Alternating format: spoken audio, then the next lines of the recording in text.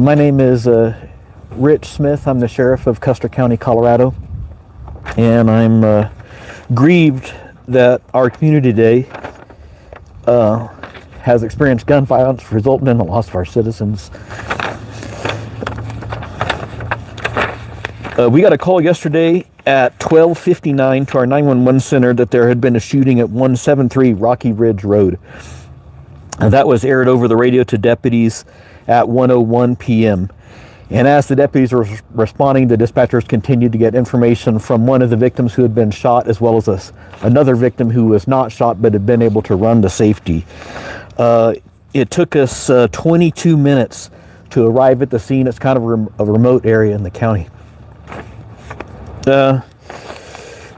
Two members of the sheriff's office, along with the coroner and a deputy coroner, were the first arriving responders, and they made a high-risk entry to the crime scene. They didn't know where the shooter was, but they knew there was a possibility of a survivor, and they'd actually found one person that was a survivor. That person was transported to a ambulance, and then later flown to Colorado Springs to what's a level 1 trauma center where you can get advanced care. Right after that, we did something called an Everbridge alert, and that calls people's cell phones, landlines, sends text messages or emails to let them know that there was a shelter-in-place area order in place for a 2-mile radius around this Rocky Ridge address. As a backup, we also sent a message over a system called iPause, which runs off the nearest cell phone tower, and that's not very accurate. And so that sent messages well outside of the initial 2-mile zone and caused additional kind of panic in different areas of the community that got the message in error. We requested a SWAT team from the Fremont County Sheriff along with his crisis negotiators. We had 4 state troopers and a Colorado Division of Wildlife officer respond, and then we called all 8 of our off-duty deputies to respond. We also had a CBI respond, so while we were working the scene, CBI agents were here helping our detective draft search warrants, and the CBI also had off-site analytical support.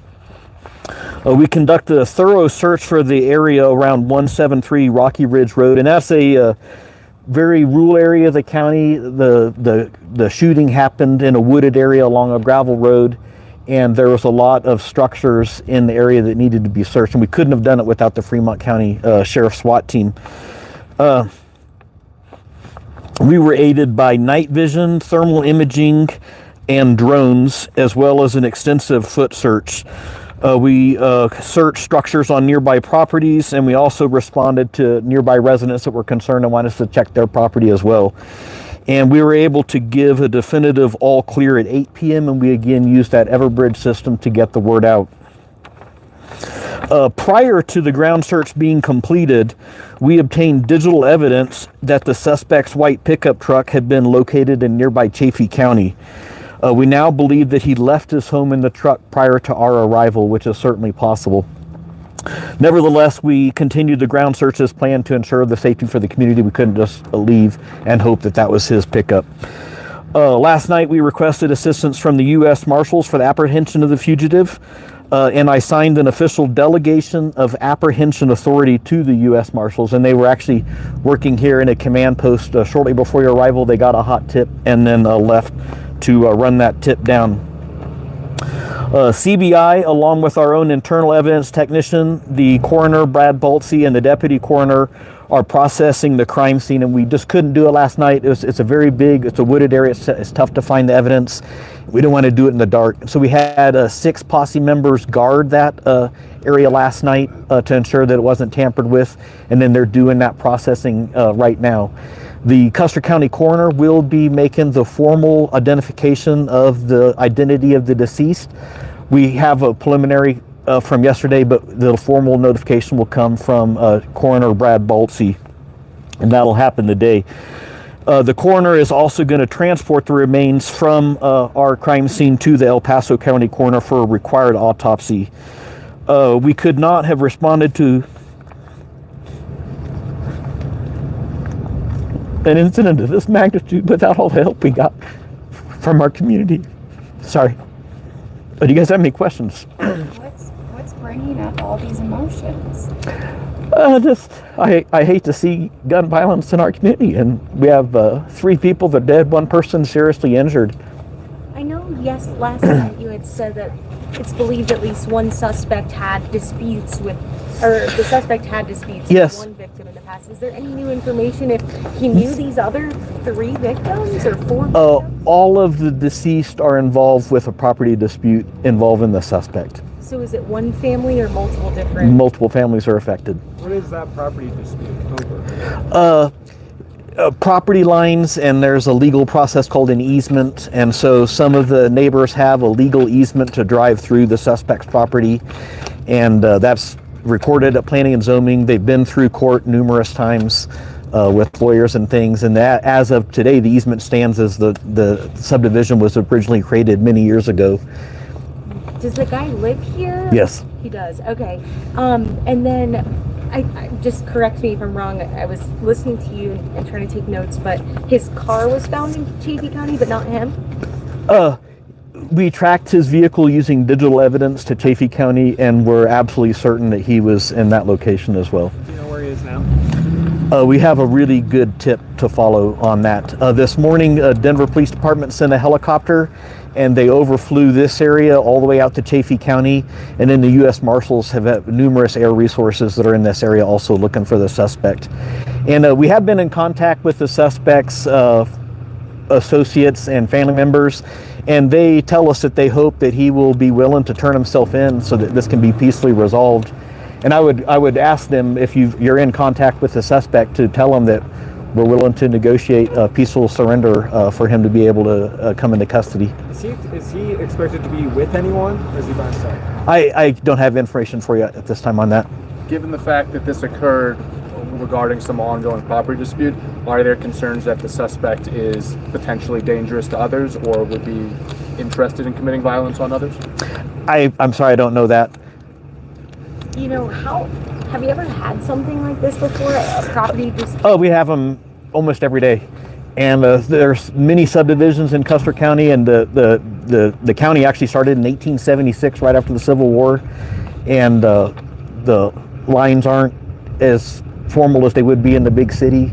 And so there's a lot of this has to be straightened out in the civil courts to figure out where the property lines are and who has these easements. There's a legal principle in Colorado called adverse possession. And so if you've had access to land for a certain period of time, that can become a legal right later for you. And it's all handled in the civil courts, and we have deputies go to those calls every day. We've been to this suspect's house several times.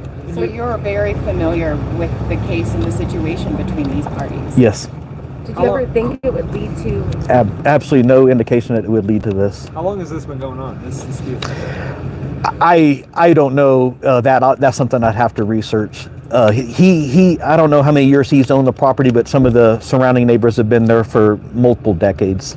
And you said the dispute was an easement he used to get to his property? No, it's actually an easement the neighbors use to go across his property. So there's a kind of an informal gravel road, and that's a source of irritation for him. Had people in that area complained about that suspect before? Had you dealt with that suspect being on that property? Yes, so the suspect has complained about the neighbors, and the neighbors have complained about the suspect.